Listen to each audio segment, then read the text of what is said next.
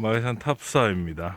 조선시대 후기에 이가병이라는 처사가 들어와서 생식을 하면서 정교한 방식이 아니라 막도를 쌓는 형식으로 수백 개의 석탑을 쌓아 올렸고요. 입구부터 시작해서 아침에 하나하나 빛을 따라 밝혀지는 탑들을 따라가다 보면 위에 있는 법당으로까지 자연스럽게 이어집니다. 아침 햇살이 이렇게 돌아 나오는 동안 봉우리 그림자가 법당을 향해서 하나하나 밀려나면서 탑을 밝히는데, 해가 떠 있는 시간에만 보여지는 약간 신비로운 느낌의 그런 절입니다. 배치 방향으로 본다면 조금 더 골짜기에 다른 방향으로 놓을 수도 있었다 싶은 생각은 드는데, 아마 이런 햇빛이 비춰지는 과정에 대한 신비로움을 신화적인 어떤 공간을 위해서 연출하는 과정도 있었지 않을까, 그런 생각이 드는 입구입니다. 탑들이 점점점 밝혀져 가고 있는 중입니다. 한번 안으로 들어가 보겠습니다.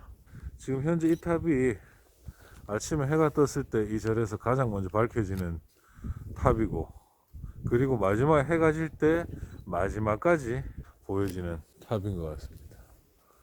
이렇게 쌓은 탑이 수백 개라고 하니까 아마 현재 이 탑의 위치는 당시에 불사를 조성했던 처사가 가장 먼저 태양이 닿는 곳과 가장 늦게 태양이 사라지는 곳, 그리고 달빛이 뜨는 곳, 달빛이 지는 곳 등을 보면서 이렇게 만들어내지 않았을까 싶습니다. 그런 걸 본다면 건축의 배치에서 우리가 당연히 여기는 높고 여기는 낮고 여기는 펼쳐지고 여기는 사용할 수 있고 없고 라고 하는 이야기를 하기 이전에 주변에 또 이러한 굉장히 다양한 요소들이 건축 배치에서 가지고 있을 것 같습니다. 아마 이 탑사는 잘 모르겠지만 저 월광탑의 위치가 지정되고 나서부터 나머지들이 하나하나 연달아 가면서 이렇게 만들어져 온 게 아닌가 싶습니다.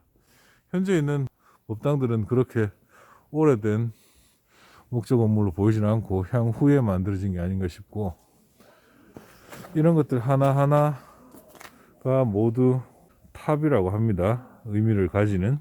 얼마나 탑을 잘 쌓았는지 지진이나 큰 태풍에도 탑이 쓰러지지 않는데 관광객의 손길로 무너져 내렸다는 그런 얘기가 있습니다. 일반적인 산사에서는 분명하게 들어가는 일주문을 통해서 혹은 장승 같은 상징적 요소들을 통해서 이렇게 들어오게 되어 있는데, 내려다 보면 굉장히 많은 탑들 사이사이로 그냥 계속해서 길이 연결되어서 그게 불당까지 계속 이어지고 있는 걸 볼 수 있습니다. 이 각도들이 꺾이면서 동선들이 계속 위로 이어지고 있는 것 같습니다. 근데 그렇게 되다 보니까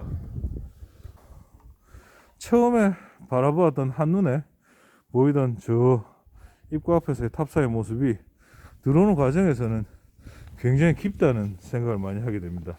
현대건축에서도 많이 쓰는 레이어의 중첩이나 동선의 꺾음을 통해 가지고 계속해서 다음 공간으로 이어지는 시퀀스를 연결은 하되 암시만 하고 다 보여주지는 않는 방법, 이 공간 안에서 뭔가를 하나하나 자연 발생적으로 만들어가면서 쌓아 올리는 과정에서 이 지형을 이용하는 과정에서 생겨난 게 아닌가 생각이 됩니다.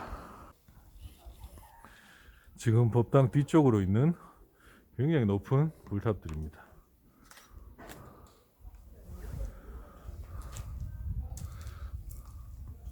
실제로 밑에서 볼 때는 굉장히 신비로운 약간 절벽 위에 있는 듯한 사찰의 모습이었는데, 법당 앞에서 보니까 저 밑에서는 멀리 있는 봉우리가 시각에 가장 먼저 이렇게 보였는데, 지금 여기서는 우측에 있는 이 절벽들이 굉장히 큰 스케일로 뭔가 이야기를 전하고 있는 것 같습니다.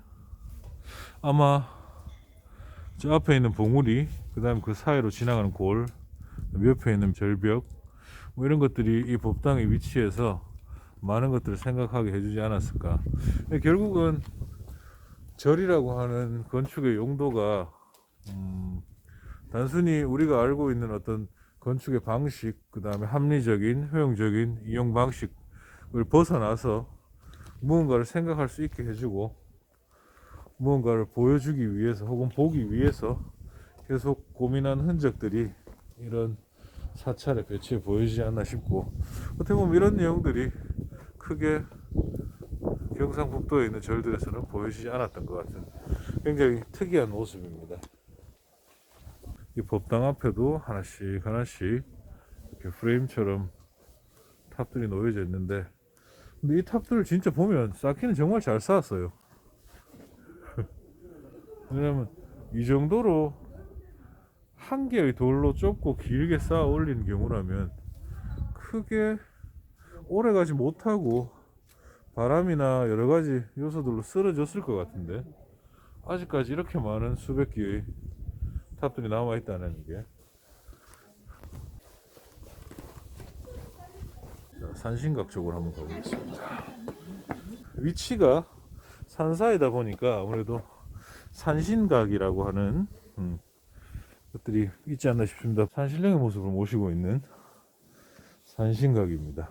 지금 여기 보시면 앞에 대웅전 법당이 이렇게 밑으로 내려다 보이고 그 지붕이 이렇게 위에서 내려다 보일 만큼 산신각이 위쪽에 높이 위치하고 있습니다. 이런 땅들이 좁고 옆으로 경사들이 심하다 보니까 아무래도 그런 지리적 조건 때문에 어쩔 수 없이 이렇게 본관을 위압하는 위치까지 올라오게 된 것 같습니다. 근데 재밌는 거는 아까 입구에서 볼 때는 본관 뒤에 있는 이 산신각이 거의 보이지 않는 걸 확인할 수 있었습니다. 그래서 가장 앞쪽에서 입구에서 보이지 않을 수 있는 위치 쪽으로 이렇게 밀면서 지붕의 각도를 이용해서 그 뒤쪽으로 숨길 수 있는 방향으로 자리를 잡게 된 것 같습니다. 여기는 본당의 바로 뒤쪽에 높은 탑들이 위치하고 있는 입구 앞에 위에 있는 이 높은 탑들은 천지탑이라고 합니다. 여기 보면 막돌 허튼식 쌓기 돌탑이라고 되어 있죠. 돌탑이라고. 이 천지탑에 쓰였던 막돌 허튼식이라고 하는 것은 돌 자체를 그냥 자연석 그대로 가지고 와서 이거를 배운 적이 없는 허튼 방식으로 막 쌓았다 해서 막돌 허튼식입니다. 실제로 전통 건축이나 전통 관련 단어들을 볼 때 뭐 한자어겠지, 당연히 어렵겠지라고 생각할 수도 있지만 이런 식으로 이게 뭐지? 라고 생각하고 보면 막상 또 그렇게 어렵게 정리되어 있지 않습니다. 마지막 천지탑 뒤쪽에는 더 이상 올라갈 수 없도록 길이 끝난 것 같습니다. 그래서 이 천지탑을 중심으로 해서 그 밑에 있는 우측에 있는 절벽과 좌측에 있는 봉우리, 그리고 그 밑에 있는 오방탑 뒤로 보이는 본당들, 이런 것들이 당시에 이가병 처사가 하나하나 쌓으면서 아마 이 안에 본인이 스스로 꿰친 여러가지 세상의 이치를 담아내려고 했던 모습이 아닌가 싶습니다. 이제 탑살 내려가는 길입니다.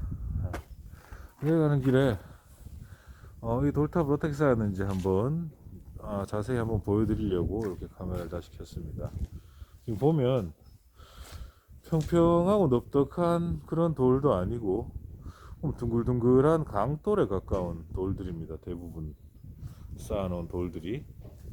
자, 이런 돌들을 막돌이라고 그렇게 얘기를 하는 모양이고, 그리고 이거를 배운 거 없이 자기 마음대로 쌓았다 그래서 허튼식이라고 해서 막돌 허튼식이라고 하는데, 자, 이 막돌 허튼식을 가까이서 보면 여기 큰 돌 사이에 이렇게 작은 돌들을 조금씩 끼워 놨죠. 그죠? 가까이서 한번 보겠습니다. 자, 어떤 접착제나 석회지를 넣지 않고도 조그만 돌들을 저렇게 하나하나 끼워가면서 아마 이가병 처사 당시에 저 작은 돌들 가지고 쓰러지지 않는 방법을 계속 혼자 연구하면서 뭔가를 만들었겠죠. 어떻게 보면 이렇게 교육받지 않은 정해지지 않은 방법으로도 충분히 자기만의 세상을 이렇게 표현하고 본인이 표현하고자 하는 것들을 해나갈 수 있다는 부분에서 나름대로 학습되지는 않았지만 한국의 또 다른 가우디가 아닌가 라는 생각도 해보게 되는 부분입니다. 여러분도 너무 정해져 있는 틀의 교육에 너무 이제 집착하지 말고 좀 더 쉽게 스스로의 방법을 계속 찾아내 본다면 아마 시간이 지난 다음에는 누구도 따라할 수 없는 그런 모습을 가지게 될 수 있을 것 같습니다.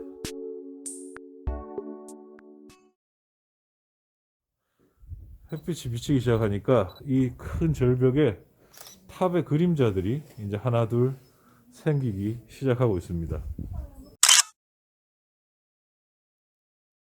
이것도 계산했던 건지